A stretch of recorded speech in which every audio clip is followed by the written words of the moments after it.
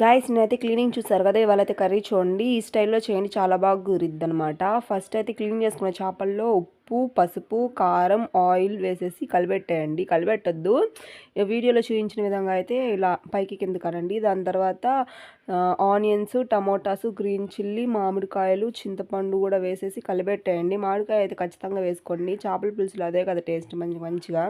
మామిడికాయ వేసావు కదా, మళ్ళీ చింతపండు ఎందుకు?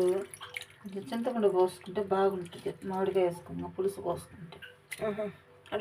మామిడికాయ వేసుకున్నా కూడా చింతపండు పులుసు కూడా వేసుకోండి. చూడండి అమ్మ చెప్తుంది చింతపండు కూడా వేసుకోవాలని ఖచ్చితంగా. ఇలా స్పూన్తో కలిపెట్టుకుంటే చేత్తో అలా కలిపెట్టుకోండి. దాని తర్వాత తాలింపు పెట్టుకోవాలి. ఆయిల్ వేసి ఆవాలు, కరివేపాకు, ఆనియన్స్ వేసేసి ఇంకా ఈ కలిపెట్టుకున్న కర్రీ అనేది అందులో వేయడమే అనమాట.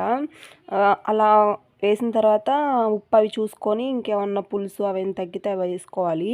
ఇలా కొంచెంసేపు ఉడికిన తర్వాత కొంచెం చిక్కబడిద్ది. దాని తర్వాత మనం ఆవాలు, మెంతులు, ధనియాలు ఇవి వేయించుకొని దంచుకోవాలి. ఆ పొడి సీక్రెట్ మసాలా లాగా అనమాట, అది వేసి చాలా బాగుండిద్ది. మేమైతే ఇలా న్యాచురల్గా రోకల్లో దంచుతామన్నమాట ఎప్పుడైనా కూడా. అదేంటిదమ్మా? మెంతులు, ధనియాలు, ఆవాలు. ఎందుకదా? ఇది వేస్తే రుచిగా ఉంటుంది కూర. అన్ని పెద్ద చేపల్లో కూడా వేస్తారా? వేస్తారు. నాకేమి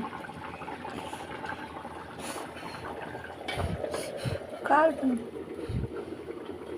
ఇంకంతే, చిక్కుపడ్డాక స్టవ్ ఆఫ్ చేసుకోవడమే. కర్రీ అయితే చాలా బాగా ఈ స్టైల్లో చేయండి. Please subscribe guys.